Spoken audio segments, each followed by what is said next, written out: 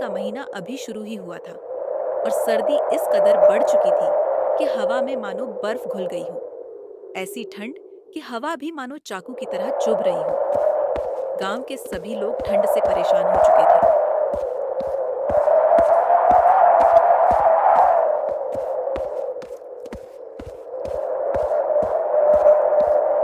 वहीं गांव में एक टूटी फूटी झोपड़ी में सुनील नाम का एक गरीब आदमी अपनी बूढ़ी माँ के साथ रहता था।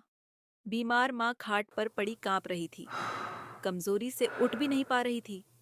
सांस भारी, आंखें धुंधली और चेहरा झरझर। लेकिन बेटे का नाम पुकारने की ताकत अभी भी बाकी थी। सुनील, ओ बेटा, ज़रा पास आ जा। बहुत ठंड लग रही है, सीना जल रहा है बेटा।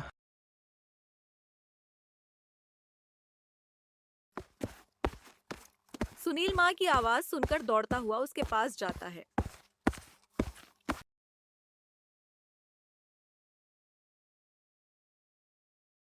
हाँ माँ, अभी लकड़ियां जलाता हूँ। मैं तो लकड़ियां लाने ही जंगल गया था। सुनील तुरंत लकड़ियां लाकर मां के पास आग जला देता है। माँ, अब ठंड से थोड़ी राहत मिली। हाँ बेटा, अब शरीर में थोड़ी गर्माहट लग रही है। क्या हुआ बेटा, इतना परेशान क्यों है तू? माँ, मैं कैसा बेटा हूँ जो अपनी माँ के लिए एक मोटा कंबल भी नहीं ला सकता। बेटा, ये तू क्या बोल रहा है? मुझे किसी चीज़ की ज़रूरत नहीं, बस तू मेरे पास बैठ। नहीं माँ, मुझे पता है कि मैं तुम्हारी किसी ज़रूरत को पूरा नहीं कर पाता, लेकिन तू चिंता मत कर माँ। मैं कल ही जमींदार जी से कुछ उधार मांगकर तुम्हारे लिए एक कंबल ले आऊंगा।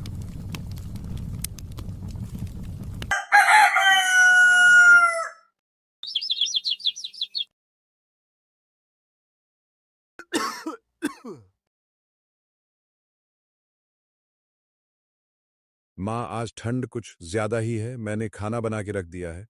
तू समय से खा लेना और अपना ख्याल रखना। मैं काम पर जा रहा हूँ। ठीक है बेटा, तू भी अपना ख्याल रखना और जल्दी घर आ जाना। मैं जानती हूँ कि इतनी ठंड में तेरी छाती में कितनी झंझनाहट होती होगी। ऊपर से मैं तुझ पर बोझ बनकर बैठी हूँ। पता नहीं ये ईश्वर कब तक तेरी परीक्षा लेगा। माँ, तू ऐसा क्यों बोलती है भला? तेरे सिवा मेरा कौन है इस दुनिया में? आइंदा से ऐसा कभी मत बोलना।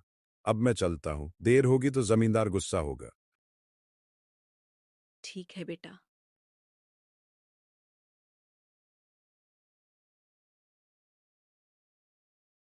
सुनील अपने फटे हुए गमछे को कसकर बांधता है और झोपड़ी का दरवाजा खोलकर बाहर निकलता है।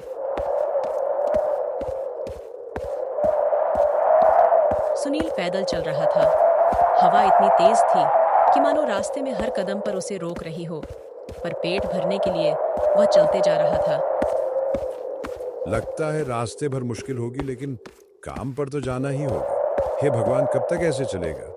माँ को बीमार देखता हूँ तो हिम्मत टूट जाती है।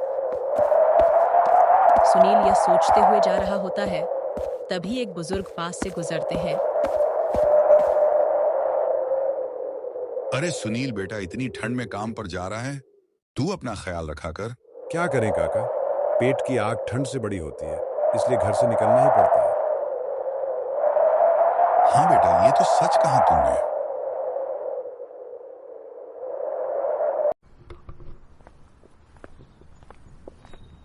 सुनील गांव के ही जमींदार के पास मजदूरी कर अपना और अपनी मां का गुजारा करता था। सुनील ठंड से कांपते हुए जमींदार के बड़े गेट से अंदर घुसता है।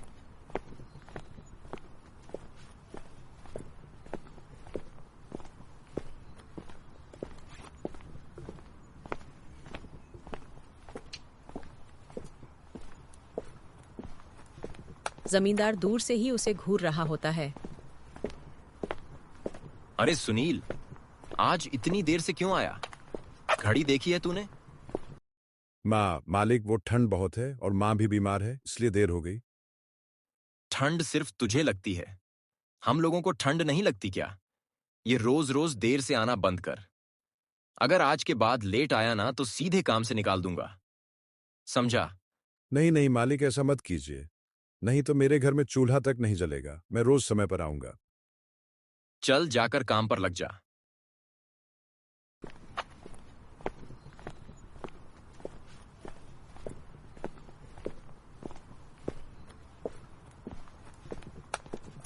इसके बाद सुनील चुपचाप काम पर लग जाता है।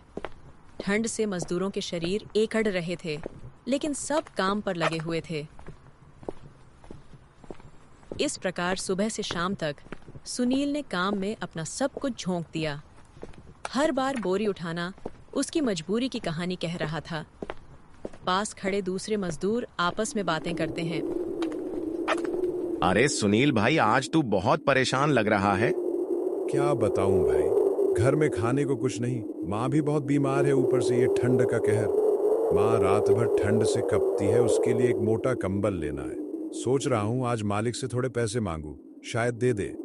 मालिक का दिल पत्थर का है सुनील, पर कोशिश कर ले, शायद आज सुन ले। सुनील कांपता हुआ मालिक के पास पहुंचता है। मालिक जी, आज कुछ पैसे दे दीजिए। घर में खाने को कुछ नहीं है और माँ भी ठंड से कांप रही है। उसके लिए एक मोटा कंबल लेना है। थोड़ा बहुत ही दे दीजिए मालिक। मालिक गुस्से में तिरछी नजर से सुनील को देखता है। अरे अभी कुछ दिन पहले ही तो पैसे दिए थे। इतनी जल्दी जल्दी पैसे देते रहूं क्या? तुम सब गरीबों का हर दूसरे दिन यही रोना होता। जा अगले हफ्ते आना। मालिक, बस थोड़े बहुत दे दीजिए, नहीं तो माँ ये ठंड भी नहीं निकल पाएगी। समझ में नहीं आता क्या? नहीं मिलेंगे पैसे। अब जा, काम बंद हो गया।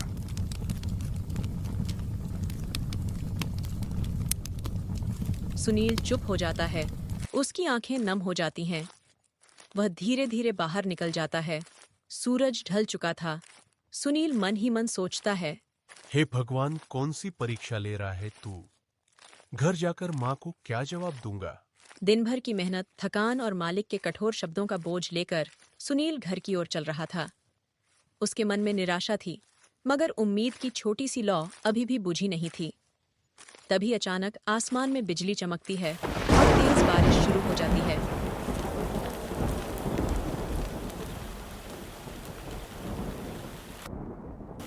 हे ऊपर वाले, क्या हमारे दुख कम थे जो अब यह बिन मौसम की बारिश शुरू कर दी?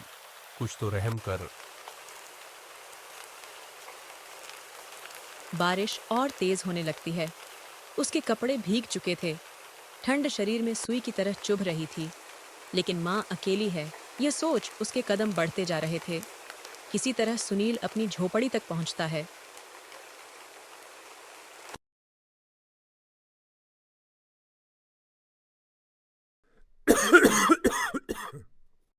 अंदर माँ ठंड से कांप रही थी।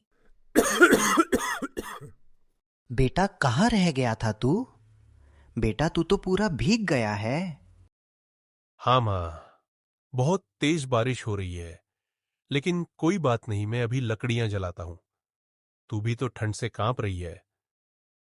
सुनील जल्दी से लकड़ियां जलाता है और माँ के पास ही बैठ जाता है। माँ, आज तो खाने के लिए भी कुछ नहीं है। तुझे भूख लगी होगी। नहीं बेटा, मुझे भूख नहीं लगी है, लेकिन तुझे भूख जरूर लगी होगी। सारा दिन मजदूरी करके आया है और खाने के लिए कुछ नहीं है। नहीं माँ, मुझे भी भूख नहीं लगी है। दोनों माँ बेटा रसोई के खाली डब्बों से वाकिफ थे, इसलिए चुपचाप खाली पेट सो जाते हैं।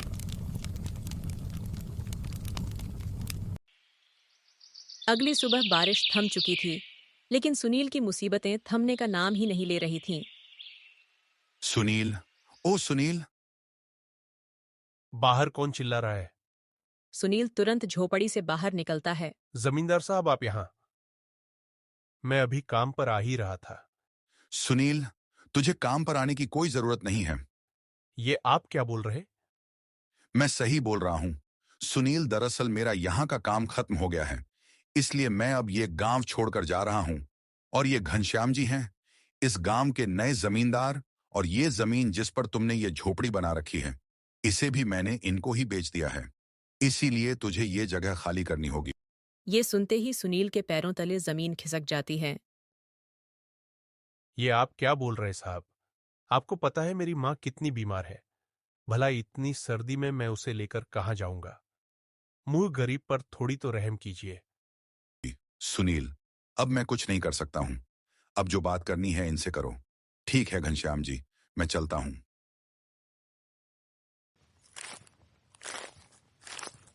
साहब, आप तो मेरी मजबूरी समझिए।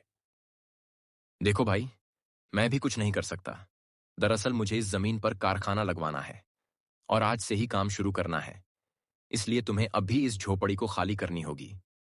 हाँ, मैं बस तुम्हारे लिए इतना कर सकता हूं कि जब कारखाना तैयार हो जाएगा तो मैं तुझे उसमें काम जरूर दूंगा।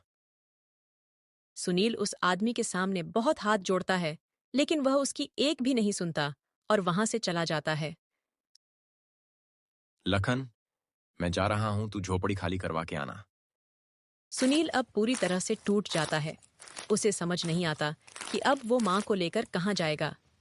वह झोपड़ी के अंदर जाता है तो माँ को देख चौंक जाता है। माँ अपना कुछ सामान लेकर तैयार थीं। माँ, कुछ मत बोल बेटा, मैंने सब कुछ सुन लिया है। चल बेटा, देखते हैं ये ईश्वर हमारी और कितनी परीक्षाएं लेता है। दोनों माँ बेटा अपना जरूरी सामान लेते हैं और झोपड़ी से निकल जाते हैं।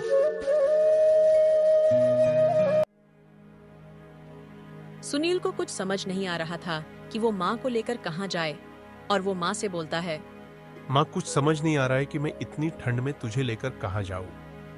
बेटा, तू परेशान मत हो। ऊपर वाला हमें यहाँ तक लेकर आया है तो आगे का सफर भी वही तय करेगा। माँ चल, हरीश के घर चलते हैं, शायद वो हमारी मदद कर दे।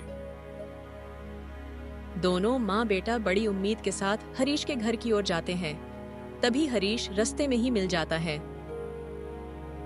अरे सुनील, तू यहाँ वो भी माँ को लेके? तूने तो बताया था कि माँ की तबीयत ठीक नहीं।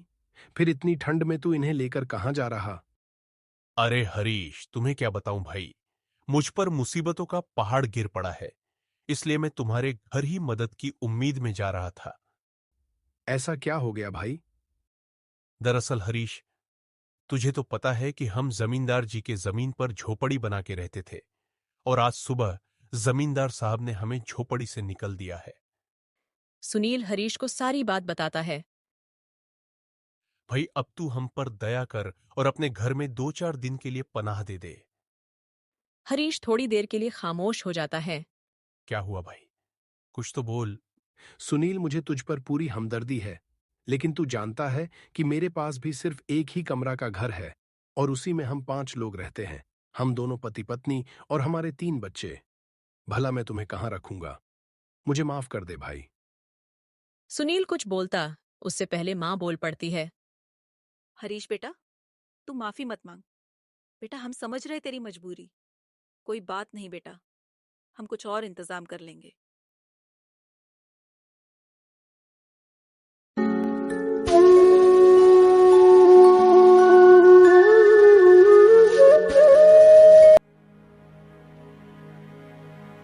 दोनों माँ बेटा गांव के चौपाल पर बैठ जाते हैं। शाम ढलने को आ गई थी और ठंड भी अपनी चरम सीमा पर थी। दोनों रात के भूखे ठंड से ठिठुर रहे थे। माँ, ठंड बहुत बढ़ गई है, तेरी तबीयत ज्यादा खराब हो जाएगी। चल रामू काका के घर चलते हैं। नहीं बेटा, अब मैं किसी के घर नहीं जाऊंगी। बेटा, हम जानते हैं कि इस ठंड में सबका खुद का गुजारा करना मुश्किल है, तो भला वो लोग हमें कहाँ जगह देंगे? हम सबसे मदद मांगकर उन्हें शर्मिंदा नहीं कर सकते। माँ तू ठीक बोल रही, लेकिन कुछ नहीं बेटा, अब सब ऊपर वाले पर छोड़। दोनों माँ बेटा बैठे हुए थे, तभी वहां गांव के सत्याजी आ जाते हैं। अरे सुनील, इतनी ठंड में माँ को लेकर यहाँ क्यों बैठा है? क्या बताऊं, काका रहने का कोई ठिकाना नहीं है और माँ की तबीयत भी ठीक नहीं। सुन, सारी बातें बाद में बताना, पहले माँ को लेकर मेरे घर चल। सच में काका, आपको कोई परेशानी तो नहीं होगी? अरे पगले, इसमें परेशानी कैसी? हम लोग एक दूसरे की मदद नहीं करेंगे तो कौन करेगा?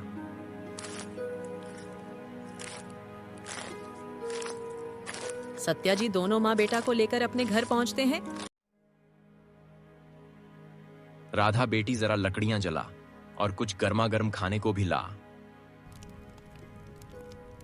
राधा तुरंत लकड़ियां जलती और दोनों माँ बेटा पेट भरकर खाना खाते हैं और गर्मा गर्म चाय पीते हैं। उसके बाद सुनील काका को सारी बात बताता है। काका, आपका बहुत बहुत शुक्रिया। अगर आज आप मदद न करते तो पता नहीं इस ठंड में हमारा क्या होता। बेटा, कभी कभी किस्मत साथ नहीं देती, लेकिन तू कभी हार नहीं मानना और आराम से यहाँ रहे। भाई साहब, ये बिटिया कौन है? आपका तो सिर्फ एक बेटा है ना, जो शहर में रहता है। बहन जी, ये राधा है, मेरी बहन की बेटी, और अब इसके माता पिता के गुजर जाने के बाद ये मेरे पास ही रहती हैं। और अब यह मेरी जिम्मेदारी है, बस एक बार इसकी शादी एक अच्छे लड़के से करवा दूं। राधा बूढ़ी माँ का बहुत ख्याल रखती है। इधर सुनील भी गांव में छोटा मोटा काम करने लगता है। इस तरह कुछ दिन गुजर जाते हैं और एक दिन सत्या जी सुनील की माँ से बोलते हैं। बहन जी, राधा को आपसे एक माँ का प्यार पाकर देख बहुत खुशी होती है। भाई साहब, सच कहूँ तो मुझे बिटिया के साथ बहुत खुशी होती है। वो मेरा बहुत ख्याल भी रखती है। बहन जी, कई दिनों से मन में एक बात चल रही, आप बुरा ना माने तो बोलूं। हाँ हाँ भाई, जरूर बोलिए। मैं राधा का ब्याह सुनील के साथ करना चाहता हूं, अगर आपको कोई ऐतराज ना हो। अरे भाई साहब, आपने तो मेरी दिल की बात बोल दी। मैंने तो जब से राधा को देखा है, तब से ही इसे बहू बनाना चाहती हूँ। लेकिन हमारी स्थिति ऐसी है कि मैं आपसे कुछ नहीं बोल पाई। बहन, सुनील एक बहुत ही ईमानदार, मेहनती और समझदार लड़का है, और मुझे अपनी राधा के लिए ऐसा ही लड़का चाहिए। रही बात धन दौलत की, तो बस अभी सुनील की किस्मत उसके साथ नहीं, लेकिन जल्दी ही उसके भी अच्छे दिन आएंगे। आप घबराओ नहीं। दोनों सुनील और राधा की शादी के लिए तैयार हो जाते हैं और दूसरे दिन ही मंदिर में उनका ब्याह करवा देते हैं। सुनील बेटा, आज मैं तुझे कुछ देना चाहता हूं बेटा। काका, आप हमारे लिए बहुत कुछ कर चुके हैं। अब हमें सिर्फ आपका आशीर्वाद चाहिए। चाहता हूं बेटा, बस तुम सब मेरे साथ चलो।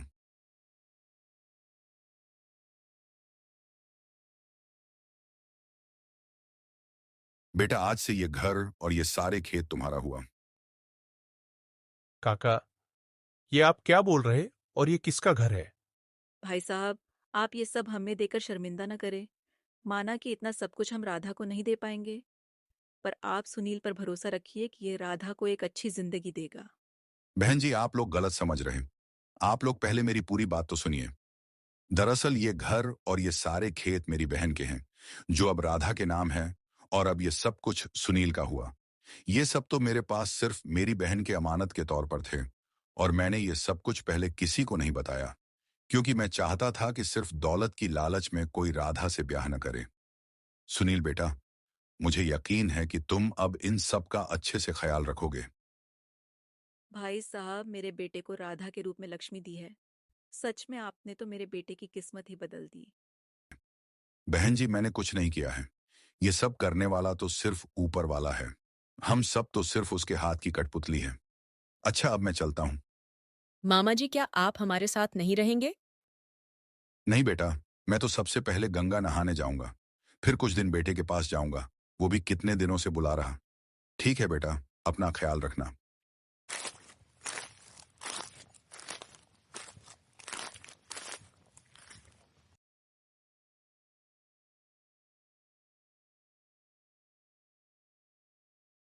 माँ जब झोपड़ी से निकाल दिए गए थे तो भगवान पर बड़ा गुस्सा आ रहा था, लेकिन आज बहुत पछतावा हो रहा है। बेटा, कहते हैं ना कि मन का हो तो अच्छा और ना हो तो और अच्छा, क्योंकि उसमें भगवान की मर्जी होती है।